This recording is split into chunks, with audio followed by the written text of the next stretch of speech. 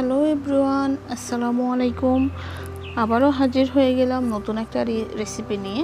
আজকের রেসিপি হচ্ছে বাচ্চাদের টিফিন নিয়ে।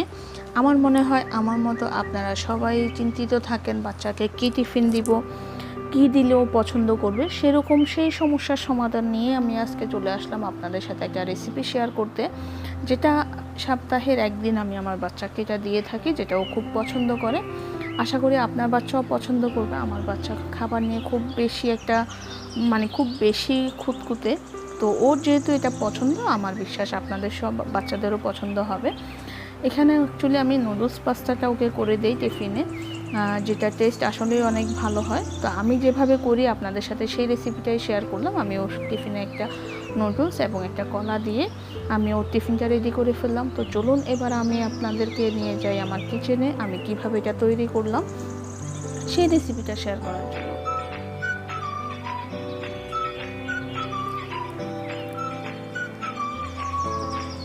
আমি নুডলস পাস্তাটা তৈরি করার জন্য যেটা আমি করব, প্রথমে আমি একটা কড়াই বসিয়ে দিলাম। কড়াই বসিয়ে দিয়ে আমি এটাতে সামান্য একটু রসুন কুচি একটু হালকা করে ভেজে নিব। অ্যাকচুয়ালি সকালবেলায় আমাদের হাতে অনেক বেশি টাইম থাকে না যে অনেকটা সময় নিয়ে আমরা বাচ্চাদের জন্য টিফিন তৈরি করব। আমাদের কিন্তু ঝটপটি টিফিন তৈরি করতে হয়, বা আগের দিন তৈরি করে রাখলে বাসি হয়ে যায়, সেটাও আমরা করি না। আমরা বেশিরভাগ কিন্তু মর্নিংয়েই টিফিনটা তৈরি করি।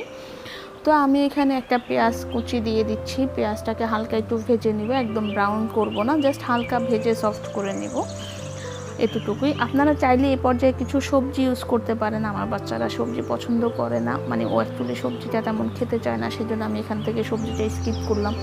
কারণ যদি ও টিফিনে দিলাম ও না খেলো, তাহলে ওর প্রবলেম হয়ে যাবে, টিফিনটা না খেলে সারাদিন না খেয়ে থাকবে, সেটা আমি সেই জন্যই দিলাম না। এরপর আমি এটার সাথে একটা ডিমকে স্ক্রাম্বল করে নিচ্ছি। আমি জাস্ট ডিমটা দিয়ে খুব ভালো করে এটাকে নেড়ে একটু মিক্স করে নিচ্ছি, একটু ঝুড়ি ঝুড়ি টাইপসের হয়ে যায়।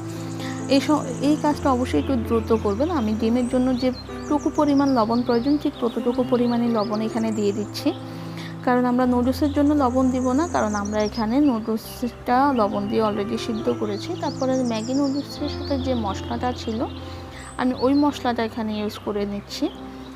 আমার বাসায় চিকেন অ্যাকচুয়ালি রান্না করা ছিল, ওখান থেকে আমি এক পিস চিকেনকে একটু শেড করে নিয়ে এটার সাথে মিশিয়ে দিয়েছি। আপনারা চাইলে চিকেনটা স্কিপও করতে পারেন, বাট বাচ্চারা টিফিনে যখন একটু মাংসটা কিছু পায় তখনই কিন্তু আসলে অনেক বেশি খুশি হয় এবং ওইটা খেতেও ওদের কাছে টেস্টি লাগে। তারপর আমি যে পাস্তা এবং নুডলস, অ্যাকচুয়ালি মিক্স পাস্তা যেটা ছিল, আমি ওই পাস্তাটাই ইউজ করি অলওয়েজ। মিক্স পাস্তাটা এবং নুডলসটাকে একসাথে সিদ্ধ করে নিয়েছি। এগুলো কীভাবে সিদ্ধ করতে হয় আশা করি আপনারা সবাই জানেন, সেজন্য আমি ওই রেসিপিটা দিলাম না। তারপরে আমি নুডলসটাকে সিদ্ধ করে এবার ভালো করে মশলাগুলোর সাথে মিশিয়ে নিচ্ছি।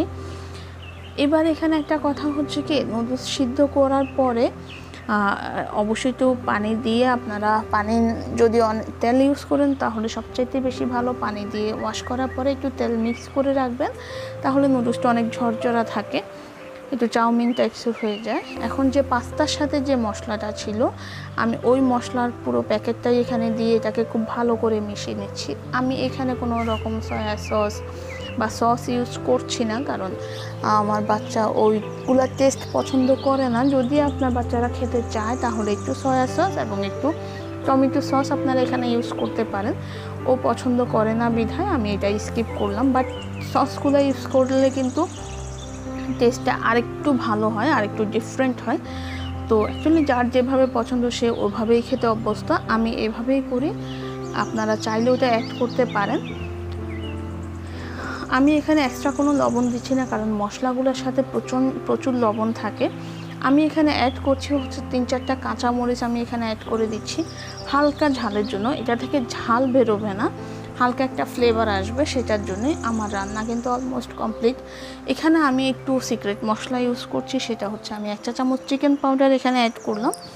আপনাদের কাছে যদি চিকেন পাউডারটা না থাকে তাহলে আপনারা চিকেন পাউডারটাকে স্কিপ করতে পারেন, বাট থাকলে দিলে এটা টেস্ট কিন্তু অনেক বেশি বেড়ে যায়, একদম রেস্টুরেন্টের একটা ফ্লেভার আসে চিকেন পাউডারটার কারণেই।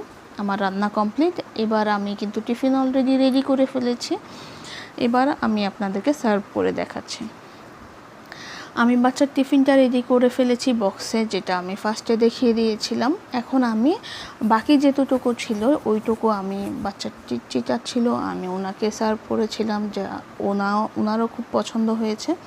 তো আশা করি আমার রেসিপিটা আপনাদের কাছে ভালো লেগেছে। যদি ভালো লাগে অবশ্যই আমার চ্যানেলটাকে সাবস্ক্রাইব করবেন, সবার সাথে ভিডিওগুলো শেয়ার করবেন যাদের এরকম নিত্য নতুন টিপস বা কিছু রেসিপি আপনারা যদি চান, তাহলে আমি এরকম টিফিন অ্যাকচুয়ালি আমি 5 দিন আমার বাচ্চাকে কী টাইপসের টিফিন দিই সেগুলো আমি আপনাদের সাথে শেয়ার করব।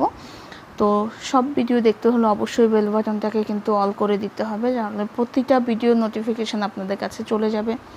আজ এ পর্যন্তই, আবারও দেখা হবে। আল্লাহ হাফেজ।